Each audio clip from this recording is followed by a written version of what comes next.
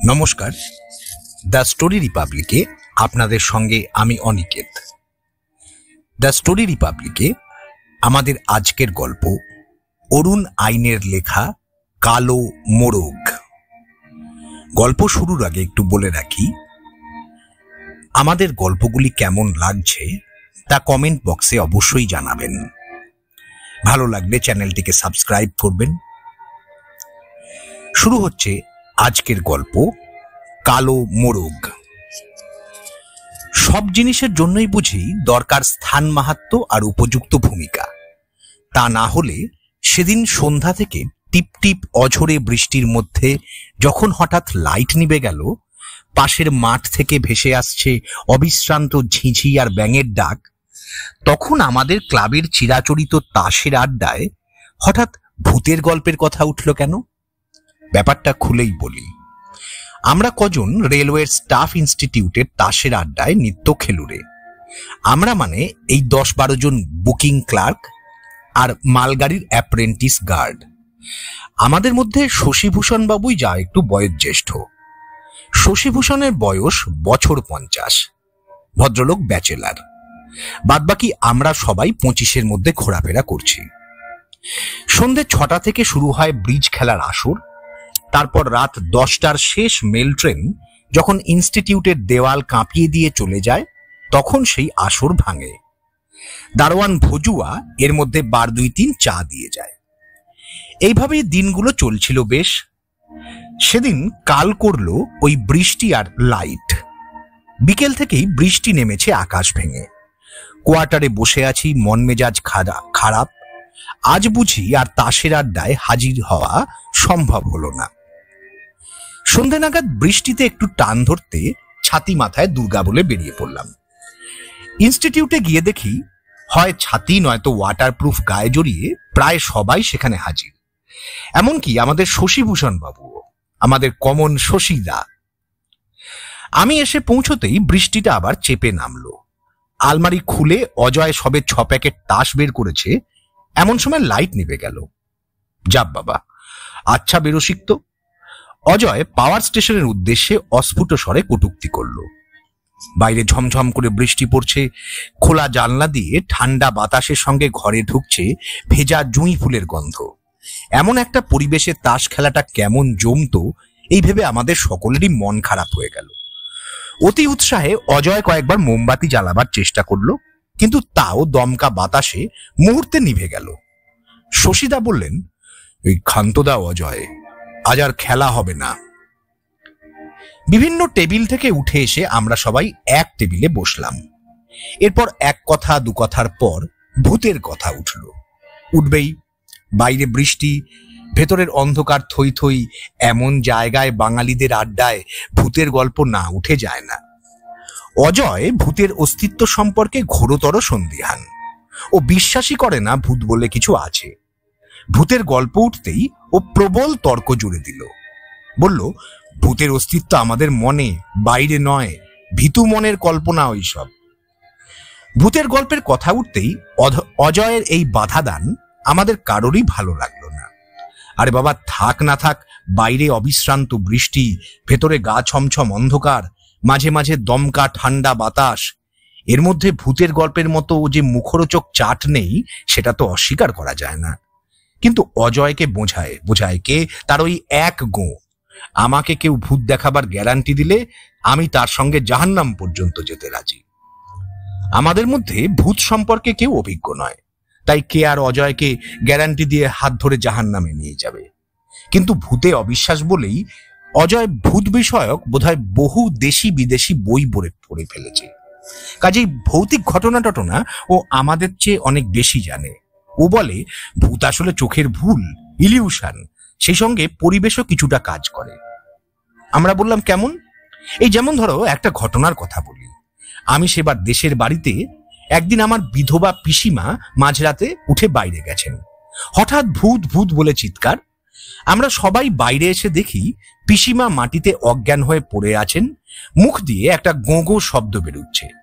জল টল দিতে তার জ্ঞান ফিরল। বললেন তিনি নাকি দেখলেন প্রাচীরের গায়ে সাদা শাড়ি পরা একজন গুড়ি সুড়ি মেরে বসে আছে। পিসিমাকে দেখেই হাতছানি দিয়ে ডাকলো। সেই দেখে পিসিমা অজ্ঞান। আমরা প্রাচীরে দেখলাম ভূতের কোনো চিহ্ন নেই। তবে অজয় থামলো। সুভাষ একটু পাশে সরে এলো। অজয় আবার শুরু করলো। তবে আসল ব্যাপারটা বুঝলাম। সেদিন ছিল পূর্ণিমা, মাঠ ভর্তি জ্যোৎস্না, আকাশে খণ্ড খণ্ড মেঘ ভেসে বেড়াচ্ছে। জ্যোৎস্নার আলোয় বাড়ির পিছনে তালগাছের ছায়া পড়েছিল প্রাচীরে, আর বাতাসের অল্প ধাক্কায় তালগাছের পাতাগুলো নড়ছিল। ব্যাস, তাতেই পিসিমা ভেবে বসলেন ভূত তাকে হাতছানি দিয়ে ডাকছে। ব্যাপারগুলো সব এমনই চোখের ভুল, বুঝলি? হিরণময় বলল, কিন্তু তুই যে বললি তোরা গিয়ে প্রাচীরে কিছু দেখতে পেলি না। আরে পাইনি তো। সেই মুহূর্তে একখণ্ড মেঘ এসে চাঁদটাকে ঢেকে দিয়েছিল, তাই প্রাচীরে ছায়া পড়েনি। কিন্তু মেঘ সরে যেতে আবার সেই আগের মতো অবস্থা। পিসিমার জ্ঞান হতে আমি সমস্ত ব্যাপারটা দেখালাম। সেই থেকে পিসিমার আর ভূতের ভয় নেই। আমাদের অত বড় দেশের বাড়িতে তিনি এখন একাই থাকেন। সুভাষ তারপর আমার কাছ থেকে সরে গেছে। বোধহয় ভূতটা মিথ্যা প্রমাণিত হতেই ও খুশি হয়েছে। কিন্তু আমার মুখ থেকে হঠাৎ ফস করে বেরিয়ে গেল, কিন্তু এত যে আমরা ভূতের গল্প শুনি তার সবগুলোই কি চোখের ভুল, ভীরু মনের কল্পনা? আরে নিশ্চয়ই। তুই আমাকে যে কোনো ভূতের গল্প বল, আমি ফাঁকটা কোথায় দেখিয়ে দিচ্ছি। যে কোনো ভূতের গল্পেরই কোনো বাস্তব ব্যাখ্যা নিশ্চয়ই আছে। সব ভূতের গল্পেরই কি ব্যাখ্যা আছে? আমরা সবাই চমকে উঠলাম। এতক্ষণ কথাবার্তা আমাদের বন্ধুদের মধ্যে হচ্ছিল। হঠাৎ এক কোণ থেকে শশীদার এই আচমকা প্রশ্ন শুনে আমরা আশ্চর্য হলাম। শশীদার মুখের চুরুটটা গনগন করে জ্বলছে। অন্ধকারেও আমরা দেখলাম তার চোখ জলজল করছে। অজয় জোরের সঙ্গে বলল, নিশ্চয়ই। কেন, আপনার কোনো ভূতের গল্প জানা আছে নাকি? শশীদা মুখ থেকে চুরুটটা নামিয়ে ছাই ছাড়লেন। কিছুক্ষণ সবাই চুপচাপ। আমরা অপেক্ষা করতে লাগলাম শশীদা কি বলেন শোনার জন্য। বোধহয় আমরা সবাই চাইছিলাম শশীদা অজয়কে একটা মুখের মতো জবাব দিন। ব্যাটার আস্পর্ধা তো কম নয়। আমরা সবাই বঙ্গপুঙ্গব, ছেলেবেলা থেকে হাতে মাদুলি আর কোমরে ঘষা তামার পয়সা বাঁধতে অভ্যস্ত। আমাদের কিনা ভূতে অবিশ্বাস করার দুঃসাহস। কিন্তু শশীদা আমাদের হতাশ করলেন। তিনি ছাই ঝেড়ে হাতের চুরুটটা ঘোরাতে ঘোরাতে শান্ত গলায় বললেন, না ভাই, আমার কোনো ভূতের গল্প জানা নেই। অজয় গলায় অমনি ব্যঙ্গ, আসলে আপনি ভয় পেয়ে গেছেন। আপনি জানেন এখানে কোনো আষাঢ়ে গল্প ফাঁদলে আমি তার ফাঁকিটুকু ধরে ফেলব। শশীদা আশ্চর্য ঠান্ডা গলায় বললেন, হয়তো। তার চোখ দুটো একবার জলজল করে উঠে আবার স্বাভাবিক হয়ে এলো। আমার কেমন যেন মনে হলো শশীদা কি একটা বলতে গিয়ে চেপে গেলেন। কথাটা বলতেই বাকি সবাই শশীদাকে চেপে ধরল। বলতেই হবে। শশীদার চুরুট নিভে গিয়েছিল। রতনের কাছ থেকে দেশলাই নিয়ে আবার জ্বালিয়ে নিলেন। একটা দীর্ঘ টান দিয়ে কিছু ভাবলেন যেন। তারপর শান্ত গলায় বললেন, আমাকে কিছু বলতে অনুরোধ করো না। তবে হ্যাঁ, সত্যি সত্যি আমি ভূতের গল্প জানি, একটি মাত্র ভূতের গল্প। কিন্তু সে গল্প বড় ভয়ানক। পৃথিবীর আর কোনো ভূতের গল্প বোধহয় এতটা ভয়াবহ নয়। কেননা যতবার আমি সেই গল্প বলতে গেছি, ততবার এই গল্পের সত্যতা প্রকাশ করার জন্য স্বয়ং সে এসে হাজির হয়েছে। হ্যাঁ, যতবার বলেছি ততবার। আমি জানি আজও যদি এই গল্প এখানে বলি, তবে সে এসে ওই দরজার কাছে দাঁড়াবে। দ্বিতীয়বার যখন এই গল্প বলি, তখন একজন শ্রোতা অজ্ঞান হয়ে গিয়েছিল। তার মধ্যে অনবরত ভুল বকতো আর চমকে চমকে উঠত। 3 দিন জমে মানুষে টানাটানি। সেই থেকে আমার প্রতিজ্ঞা আর নয়, এখানেই শেষ, আর বলবো না। তা সে আজও ধরো 25 বছর হলো। এতদিন এই গল্পের কথা ভুলেই ছিলাম, আজ আবার মনে পড়ল। অজয়ের গলায় অবিশ্বাস। ও, তাহলে আপনি নিশ্চিন্তে আবার সেই গল্প শুরু করতে পারেন। 25 বছরে ওই ভূত নিশ্চয়ই মারা গেছে। সুভাষের গলার স্বর আর চেনা যায় না। তার গলায় যেন মাছের কাঁটা ফুটেছে। চেঁচি স্বরে বলল, এই শশীদা, আপনার ভূত কি সত্যি সত্যি এ ঘরে আসবে নাকি? এসে গেছে। শশীদার গলা আশ্চর্য রকমের ঠান্ডা আর গম্ভীর। বাইরে তখন টিপটিপে বৃষ্টিটা আবার চেপে এসেছে। ঘরে ঢুকলো এক ঝলক দমকা হাওয়া। একটানা গোঙানির মতো হুইসেল বাজাতে বাজাতে 49 আপ মেল গাড়ি চলে গেল। হঠাৎ ইনস্টিটিউটের বাইরে তালগাছের একটা ডাল ভাঙার শব্দ হলো। আর ঠিক সেই সময়ে ঠিক সেই সময় দরজার কাছে কাঁপতে কাঁপতে একটা শিখা এসে থামলো। দরজার কাছাকাছি কিছুক্ষণ সেটা থেমে রইল, তারপর আমাদের টেবিল লক্ষ্য করে এগোলো। মনে হলো কেউ যেন পেরেক দিয়ে আমাদের চেয়ারের সঙ্গে গেঁথে ফেলেছে। ঘরের নিচ দিয়ে বয়ে গেল বরফ গলা জলের একটা স্রোত। শিখাটা এসে টেবিলের সামনে থামলো। হঠাৎ সুভাষ আর্ত চিৎকার করে আমাকে জড়িয়ে ধরল। বাবু, আমি ভজুয়া, আপনাদের চা। এক হাতে মোমবাতি আর এক হাতে চায়ের কেটলি নিয়ে ভজুয়া এসে দাঁড়ালো। ঘর শুদ্ধ একটা নড়ে চড়ে বসার শব্দ শোনা গেল। এতক্ষণ সবাই পুতুলের মতো বসেছিল। শশীদা এমন ভাবে গল্পের ভূমিকা গড়ে তুলেছিলেন যে আমরা পরিবেশের হাতের ক্রীড়নক হয়ে স্থানুর মতো বসেছিলাম। ভজুয়া চলে গেল, আমাদের হাতে গরম চা। সুভাষ আবার ঠিক হয়ে বসেছে, একটা সিগারেট ধরিয়ে নিল। অজয় বলল, দেখলেন তো চোখের সামনে কেমন একটা ইলিউশন ঘটে গেল। সব ব্যাপারই এমন, আপনার ব্যাপারটাও তেমন। যাও, আপনি বলেই ফেলুন। এর আগে 2 বার বলেছেন, এটা নিয়ে 3 বার হবে, বারবার 3 বার। এরপর না হয় গল্পটা আর বলবেন না। উত্তরে শশীদা যা বললেন তা আমরা কি কেউ স্বপ্নেও ভাবতে পেরেছিলাম? বরফ শীতল কণ্ঠে শশীদা বললেন, হ্যাঁ, আমাকে বলতেই হবে, কেননা সে এসে গেছে। এই গল্পের শেষ না করলে সে যাবে না, আমি জানি। তুমি কি বললে অজয়? ইলিউশন না? তোমাদের এই চা কে দিয়ে গেল? ভজুয়া? ভজুয়া তো আজই সকালে 1 মাসের ছুটিতে বাড়ি গেছে। তুমি ইনস্টিটিউটের সেক্রেটারি, ছুটি তো সে তোমার কাছেই নিয়ে গেছে। এখন তো সে গয়া প্যাসেঞ্জারের কোনো 3য় শ্রেণীর কামরায় বসে ঢুলছে। এখানে এলো কি করে? জানলা দিয়ে একটা চামচি কেটে সে ঢুকলো ঘরে। আমাদের মাথার উপর দিয়ে একবার ঘুরপাক খেয়ে আবার খোলা ভেন্টিলেটর দিয়ে বাইরে বেরিয়ে গেল। টেবিলের ওপরের খবরের কাগজটি এই সময় খসখস শব্দ তুলে উড়ে গিয়ে মেঝেতে পড়ল। সব মিলিয়ে কেমন এক ভৌতিক পরিবেশ।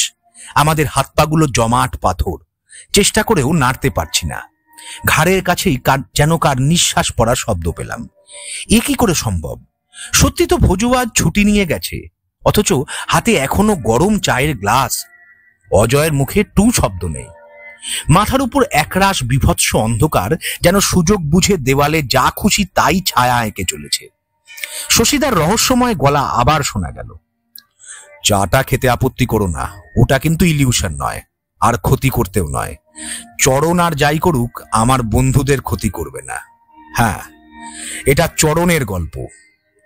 আমাদের হাতের গ্লাস সব হাতেই রয়ে গেছে। কখন যে আমরা সরতে সরতে একেবারে শশীদাকে ঘিরে বসেছি জানি না। বাতাসে ভেজা জুঁইয়ের তীব্র গন্ধ। মনে হলো শশীদা যেন এক আশ্চর্য জাদুকর। উনি এখন যা ইচ্ছা তাই করতে পারেন। পৃথিবীর অসম্ভব সব ঘটনা এখানে ঘটিয়ে দিতে পারেন। আমরা সবাই যেন তার হাতে সম্মোহিত হয়ে আছি। এমনকি অজয় যে অজয়, তার মুখেও একটা কথা নেই। শশীদা বললেন, সে আজ বছর 25-26 আগের কথা। আমি তখন জামশেদপুরে সবে এলসি পাশ করে একটা সাহেব কোম্পানিতে ওভারসিয়ারের চাকরিতে ঢুকেছি। সে সময় আমাদের কোম্পানির টিস্কোর 6 নম্বর ব্লাস্ট ফার্নেস রিলাইনিং করার কন্ট্রাক্ট পেয়েছিল। আমার উপর কাজ দেখাশোনার ভার। দিনরাত কাজ চলে, 500 কুলি কাজ করছে। কারখানা থেকে মাইল কয়েক দূরে রাখা মাইন্সে আমার কোয়ার্টার্স। সে সময় জামশেদপুর এতটা জমজমাট ছিল না।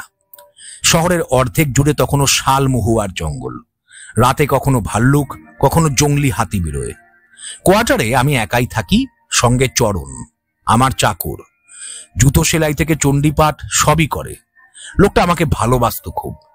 চরণ চান্ডিলের আদিবাসী। মাসে একবার ছুটি নিয়ে বাড়ি যেত, দিন 2 পর আবার ফিরে আসত। সেবারও চরণ তেমনি ছুটি নিয়ে বাড়ি গেছে। 7 দিন হতে চলল, অথচ ফিরল না। সাধারণত এমন হয় না। ভাবলাম হয়তো জ্বরে পড়েছে। যেদিনকার কথা বলছি সেদিন একটু তাড়াতাড়ি বাড়ি ফিরছি, তাও রাত 10টার আগে নয়। তাড়াতাড়ি বাড়ি ফিরে নিজেকেই রান্না করতে হবে। ওয়ার্কশপ থেকে বেরিয়ে কোয়ার্টারের রাস্তা ধরলাম। রাস্তায় একজনও লোক নেই, তখনও লাইট পোস্ট বসেনি। চারদিকে ঘুরঘুটে অন্ধকার। পাশের জঙ্গল থেকে যে কোনো সময় একটা ভাল্লুক বেরিয়ে পড়তে পারে। এমন সময় মনে হলো আমার সামনে হাত 2 আগে কেউ চলেছে, কোনো জানোয়ার হয়তো। পকেট থেকে টর্চ বের করে জেলে দেখি একটা কালো মোরগ। ভাবলাম জংলি মুরগি হবে। পাশের জঙ্গল থেকে রাস্তায় এসে পড়েছে। টর্চ নিভিয়ে নিশ্চিন্ত মনে চলতে লাগলাম। কি ভাবছিলাম খেয়াল নেই, হঠাৎ মনে হলো তাই তো, মোরগটা যে এখনো আমার আগে চলেছে, এমন তো হয় না। আবার টর্চ ফেললাম। একটা মানুষ যেমন পথ চলে, কালো মোরগটা ঠিক সেইভাবে পথের এক পাশ দিয়ে হেঁটে চলেছে। এবার ওর গায়ে আলো পড়তে মোরগটা ঘাড় ফিরিয়ে চাইল, তারপর আমার দিকে চেয়ে একটু হাসলো। মোরগের হাসি, ভাবলাম চোখের ভুল, সারাদিনের অভুক্ত শরীরের উদ্ভট খেয়াল। ভুলে যেতে চাইলাম, কিন্তু কিছুতেই ভুলতে পারলাম না। বারবার চোখের সামনে ভেসে এলো একটা কালো মোরগ ঘাড় ফিরিয়ে আমার দিকে চেয়ে হাসছে। বুকের রক্ত হিম হয়ে এলো। মোরগটাকে কিছুতেই মাথা থেকে তাড়াতে পারলাম না। ওটা তখনও আমার আগে আগে চলেছে আর মাঝে মাঝে ঘাড় ফিরিয়ে আমাকে দেখছে। মনের সমস্ত শক্তি জড়ো করে হাঁটতে থাকলাম। কোয়ার্টারের কাছে এসে পড়েছি। বাঁদিকে ঘুরলেই আমার কোয়ার্টার। রুদ্ধ বিস্ময়ে লক্ষ্য করলাম মোরগটাও বাঁদিকের পথ ধরল। তারপর কোয়ার্টারের গেট পেরিয়ে অন্ধকার বারান্দায় উঠে গেল। তাড়াতাড়ি বারান্দায় উঠে এসে টর্চ জ্বাললাম। না, কেউ নেই। এবার মাথা ঝাঁকালাম। নিজের উদ্ভট কল্পনায় নিজেরই হাসি পেল। বাহ বাহ, সারা রাস্তা নিজের মনের অলীক কল্পনার কাছে ভয় পেতে পেতে এসেছি, কোনো মানে হয় না। চাবি বের করে দরজার তালা খুলতে যাচ্ছি, দেখছি দরজার তালা নেই, ভেতর থেকে বন্ধ। আমি কারখানায় যাওয়ার সময় দরজায় তালা দিয়ে গেছি। যদি চরণ এসে গিয়ে থাকে তবে ও তালা খুলে থাকতে পারে। তবে কি চরণ এসে গেছে? যাক, হাঁপ ছেড়ে বাঁচলাম। নিশ্চয়ই চরণ দেশ থেকে ফিরে এসছে। কড়া নাড়লাম, ভেতরে লাইট জ্বললো। তারপর একটা দরজা খুলে গেল। দরজাতে চরণ দাঁড়িয়ে আছে। এমন সময় চরণের পেছন থেকে একটা কালো মোরগ বেরিয়ে বারান্দায় এসে পড়ল, তারপর অন্ধকারে মিশে গেল। আবার রুদ্ধ বিস্ময়ে আমি কয়েক মুহূর্ত কথা বলতে পারলাম না। কিছুক্ষণ পর বললাম, চরণ, ঘরে মোরগটা এলো কি করে? মোরগ? কই, আমার চোখে তো কিছু পড়লো না কর্তা। অন্ধকারে কি দেখতে কি দেখেছেন? চরণ বললে। হতে পারে। আমি আর কথা বাড়ালাম না। স্নান করে খেতে বসে চরণকে জিজ্ঞাসা করলাম, এবার এত দেরি করলে কেন? চরণ বললে, এবার দেশে ভারী পরব ছিল, বউ ওই পরবের আগে আসতেই দিলে না। খাওয়া শেষ হতে চরণ এঁটো বাসন তুলে নিয়ে চলে গেল।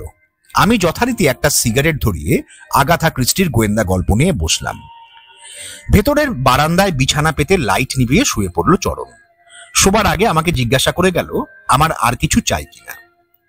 মাঝরাত অবধি বই পড়া আমার অভ্যাস। বই পড়া শেষ করে বাথরুমে যাওয়ার জন্য ভেতরে বারান্দায় গেলাম। বারান্দার নিচেই উঠোন, উঠোনের শেষে বাথরুম। কিন্তু বারান্দায় পা দিয়ে যা দেখলাম তাতে আমার বুকের রক্ত জমে এলো। ঘরের অস্পষ্ট আলোয় দেখলাম চরণের পাতা বিছানায় একটা কালো মোরগ শুয়ে আছে। বালিশে মাথা রেখে যেন একটা মানুষই শুয়ে আছে। আমার গলা থেকে বোধহয় একটা অস্ফুট আর্তস্বর বেরোলো, চরণ। সেই ডাকে মোরগটা উঠে দাঁড়ালো, আমার দিকে ঘাড় ফিরিয়ে একবার তাকালো, হাসলো, সেই হাসি। তারপর উঠে অন্ধকার উঠোনে নেমে গেল। আমার ডাক শুনেই চরণ হন্তদন্ত হয়ে অন্ধকার উঠোন ফুঁড়ে বারান্দায় উঠে এলো। কি হলো বাবু? তুমি কোথায় গেছিলে? একটু বাথরুমে গেছিলাম বাবু। চরণ, বাড়িতে বোধহয় একটা কালো মোরগ ঢুকে পড়েছে, খুঁজে দেখো তো। চরণের গলায় বিস্ময়। সে কি বাবু, কালো মোরগ? হ্যাঁ, মনে হচ্ছে কারো পোষা মোরগ ভুল করে আমাদের বাড়িতে ঢুকে পড়েছে। চরণ লাইট জ্বাললো। তারপর আমি আর চরণ তন্ন তন্ন করে বাড়ির সমস্ত জায়গা খুঁজে দেখলাম।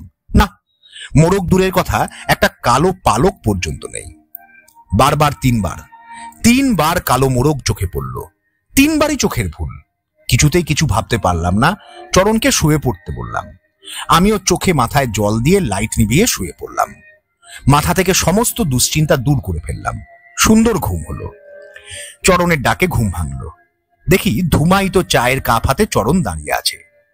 কালকের সমস্ত দুশ্চিন্তা মাথা থেকে বেরিয়ে গেছে। চায়ের কাপে চুমুক দিতে দিতে জানলা দিয়ে দৃষ্টি মেলে দিলাম বাইরে। দূরে আকাশের গায়ে সুন্দরী দলমা পাহাড়ের চূড়ো, সেখানে রূপলি মেঘের মনোহারী খেলা। ঘরে ঝিরঝির বাতাসের আমেজ। সুন্দর সকাল। মনে মনে ভাবলাম, এক নাগারে পরিশ্রম করার ফলে মাথায় বায়ু চড়েছিল, তাই কাল জেগে জেগে এমন একটা দুঃস্বপ্ন দেখেছি। ঠিক করলাম এবার কদিনের ছুটি নিয়ে বিশ্রাম করতেই হবে। চা খেয়ে বাথরুমে যাওয়ার জন্য ভেতরের বারান্দায় আসতেই মেজাজ আবার তিরিক্ষি হয়ে গেল। উঠোনে একরাশ কালো পালক ছড়ানো, কয়েকটা গায়ে রক্তের ছিটে। চরণ! আমার গলায় উষ্মা। এসব কি? কাদের বাড়ির মুরগির পালক এসে আমাদের বাড়িতে পড়েছে তুমি লক্ষ্য করনি? ছাড় দিয়ে ফেলে দাওনি কেন? চরণ রান্নাঘর থেকে বেরিয়ে এসে দেখে অবাক। তাই তো বাবু, কিছুক্ষণ আগেও তো আমি দেখিনি, এই মাত্র বোধহয় বাতাসে উড়ে এসে পড়েছে। চরণ ঝাঁট দিয়ে ওগুলো পরিষ্কার করলো। খেয়ে দিয়ে কারখানায় গেলাম। কাজের ফাঁকে ফাঁকে বারবার দুঃস্বপ্নের মতো হানা দিতে লাগলো কালো মোরগ। কিছুতেই ভুলতে পারলাম না। আচ্ছা, জ্বালায় পড়লাম তো। একটা তুচ্ছ কালো মোরগ জীবন অতিষ্ঠ করে তুলল।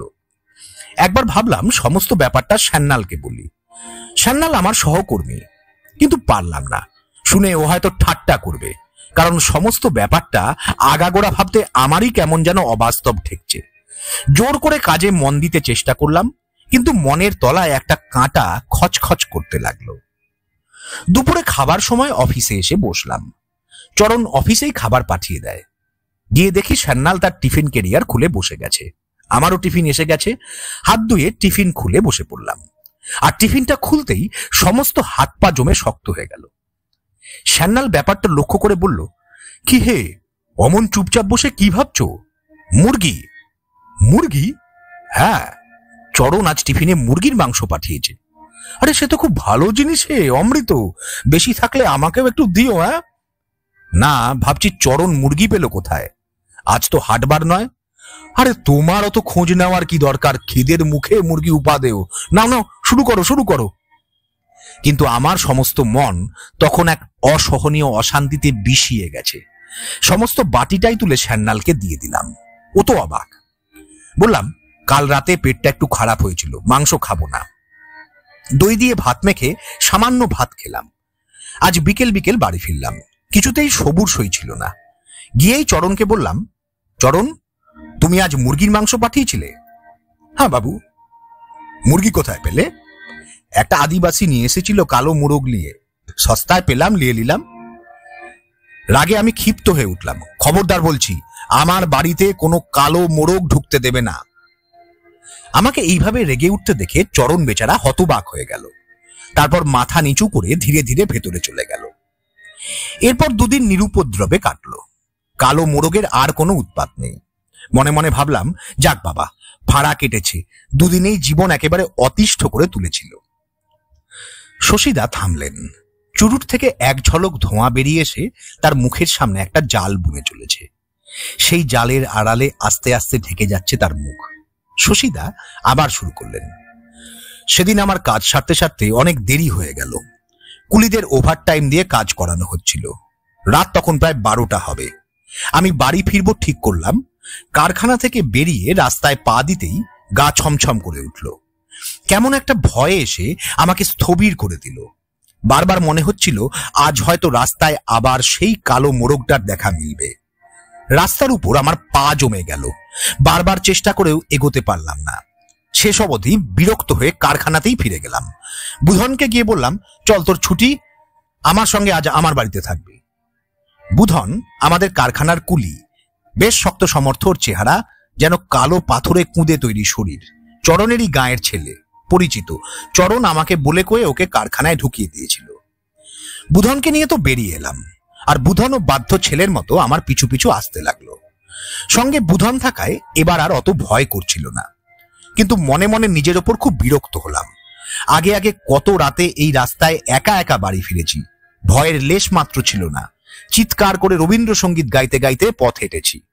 একবার ইচ্ছা হলো বুধনকে ফিরে যেতে বলি, কিন্তু সঙ্গে সঙ্গে আমার ভেতর থেকে কেউ যেন এসে ফিস ফিস করে বলে গেল, ও থাক, ও থাক। বুধন সারা রাস্তায় একটাও কথা বলেনি। এবার বুধন আর চরণ একসঙ্গে ছুটি নিয়ে দেশে গেছিল। বুধন ঠিক 2 দিন পরেই ফিরে এসেছিল, কিন্তু তারপর থেকে ওকে দেখছি কেমন গম্ভীর। ততক্ষণে আমরা কোয়ার্টারে এসে পড়েছি। বারান্দায় উঠে কড়া নাড়লাম, পেছনে বুধন। এই সময় বুধন অস্পষ্ট ঘর ঘর স্বরে কি যেন বলল, ঠিক শুনতে পেলাম না। দরজা খুলে গেল, কিন্তু সামনে কেউ নেই, যেন হাওয়ায় খুলে গেল। আর ঠিক তখনই দরজার কাছে এসে দাঁড়ালো সেই কালো মোরগ, যেন সমস্ত দরজাটা জুড়ে দাঁড়িয়ে আছে। গায়ের পালকগুলি খাড়া হয়ে আছে, মাথার লাল ঝুঁটিটা একটা শিঙের মতো শটান, ঘাড়ের পালকগুলি সজারুর কাঁটার মতো সামনের দিকে উঁচিয়ে আছে। তার মাঝে দেখা যাচ্ছে শুধু এক বিঘত লম্বা একটা হলুদ ঠোঁট। লাল চোখ দুটো অস্বাভাবিক বড়। সেই চোখের খয়েরি মণি স্থির দৃষ্টিতে বুধনকে দেখছে। ঘাড় ফিরিয়ে বুধনকে দেখলাম। দেখি অত বড় চেহারা মানুষটি একটা বেতস লতার মতো থরথর করে কাঁপছে। সমস্ত শরীরে যেন এক ফোঁটা রক্ত নেই। মুখ দিয়ে একটা অস্পষ্ট গোগো গোঙানি বেরোচ্ছে। কিছু বোঝার আগেই হঠাৎ শুনতে পেলাম একটা কক কক করে শব্দ। কালো মোরগটা হঠাৎ দরজার কাছ থেকে উড়ে বুধনের ওপর গিয়ে পড়েছে। বুধন মাটিতে পড়ে গেল। আর তখন সেই কালো মোরগটা তার বুকে উঠে কণ্ঠনালীতে ঠোঁট ডুবিয়ে রক্ত পান করতে লাগলো। কয়েকবার ছটফট করে স্থির হয়ে গেল বুধনের শক্ত পাথরের মতো পা দুটো। কণ্ঠনালীর রক্ত পান শেষ করে মোরগটা ঠোঁট তুলল। তারপর বুধনের প্রাণহীন বুকের ওপর দাঁড়িয়ে একবার বিজয়ী মোরগের মতো পাখা ঝাপটে কক কক শব্দ করে ডেকে রাস্তায় উঠে গেল। তারপর সেখান থেকে ধীরে ধীরে পাশের জঙ্গলে অদৃশ্য হয়ে গেল। আমার পায়ের কাছে পড়ে আছে এক বিশাল প্রাণহীন দেহ। গভীর রাত, চরাচর নিস্তব্ধ। আমার সমস্ত শরীরের রক্ত ঘাম হয়ে কুলকুল করে বয়ে চলেছে। কিন্তু কি আশ্চর্য, আমার পুরনো সাহসও যেন আস্তে আস্তে ফিরে আসছে। সমস্ত ব্যাপারটা অস্পষ্ট ধোঁয়াটে হলেও ইতিকর্তব্য ঠিক করে নিতে সময় লাগলো না। বাড়ির ভেতরে চরণের খোঁজ করলাম। চরণ কোথাও নেই। কোয়ার্টার থেকে বেরিয়ে সোজা থানায় গেলাম। সমস্ত খুলে বললাম।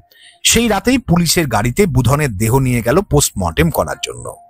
সব দুঃস্বপ্নের পরই আছে জাগরণ, তাই সেই রাতও একসময় ভোর হলো। সেদিনই সকালে চান্ডিলের বাস ধরলাম। গিয়ে পৌঁছালাম চরণের দেশের বাড়িতে।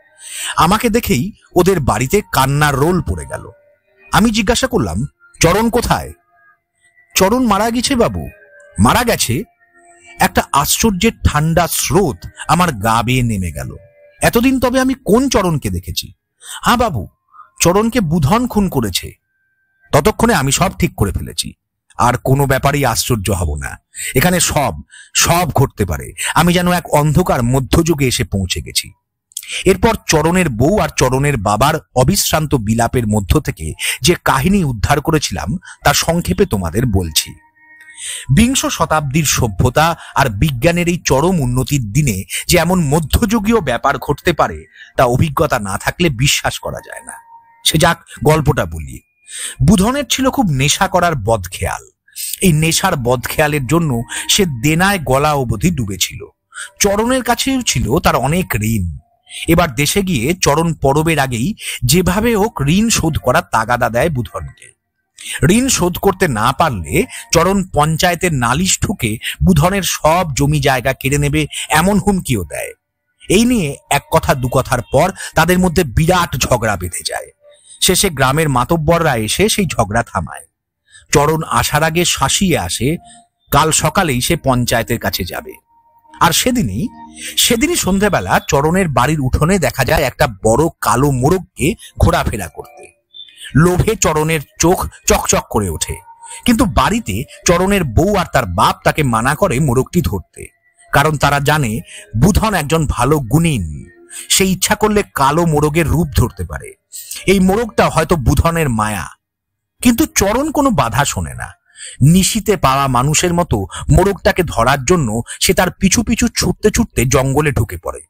আর কিছুক্ষণ পরেই চরণের আর্তনাদ শুনতে পেয়ে চরণের বাবা দৌড়ে জঙ্গলে ঢুকে দেখেন রক্তাক্ত অবস্থায় চরণ পড়ে আছে। তখনও অস্পষ্ট জ্ঞান আছে। সে ক্ষীণ গলায় শেষ কথা বলে যায়, বুধন আমাকে খুন করল। বুধন একটা কালো মোরগ, এর বদলা নেব বুধন।